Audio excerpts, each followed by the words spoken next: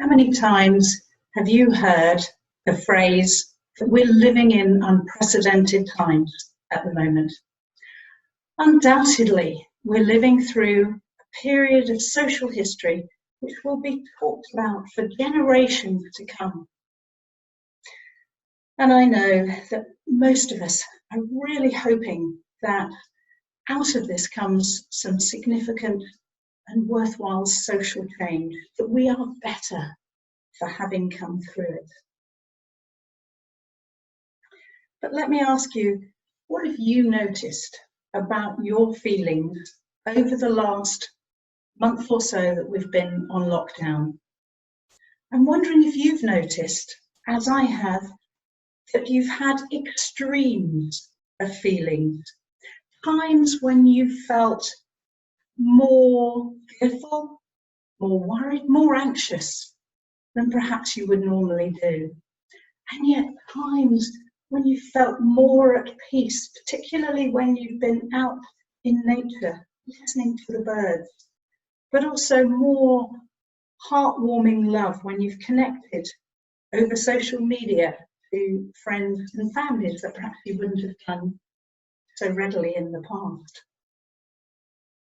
The purpose of my speech this evening is to share what I hope will be a hopeful, helpful, simple message about what it is to be human.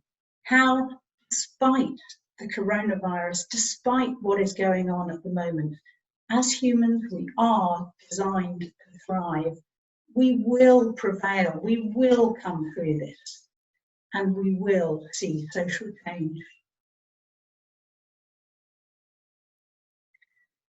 It's really important at the moment to recognise what it is to be human, and that, as I say, we are designed to thrive.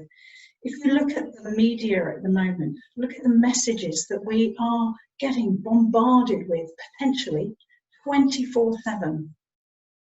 Mass graves being dug in New York City, thousands of people dying, people in real hardship. It's easy for us to take that in, take that on board, and to feel helpless, hopeless. But actually, that's not how it works. And that's the message that I want to share with you today. There are three parts to my message. The first part is that actually it's our thinking that creates our moods, our feelings. We're designed that way. We're designed to allow thoughts to flow through us like a river. Not to hang on to them, not for them to grow in intensity, but for them to flow through and for us to notice them.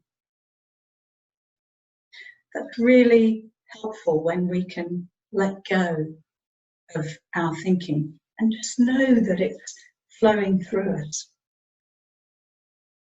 The second part of the message is that one thing that this coronavirus has done is to really explode the myth, the illusion, if you like, we actually had any control over our lives anyway. We don't. We're in the flow of life. Life is so much easier when we are able to align with the universe rather than fighting against it.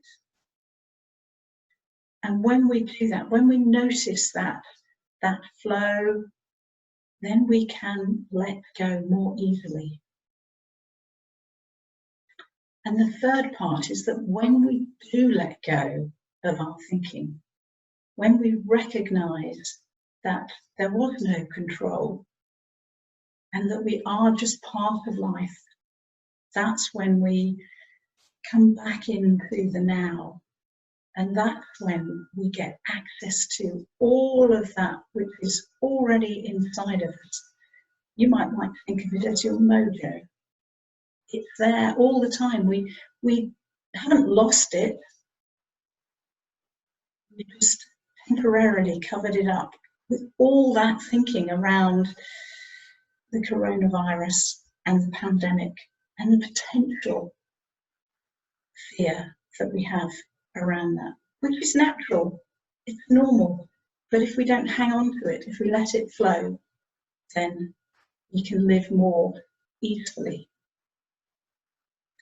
So the message is that despite the coronavirus, despite the global pandemic, despite the potential for death, and despite the hardship that so many people around the world are going to be suffering as a result of this, as human beings, we are designed to thrive. We can live in the flow.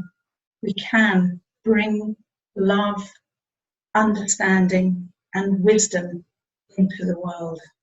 Your well-being, your balance has never left you. It's still there, but it's temporarily, occasionally covered up by all that thinking. And that's just so great to see.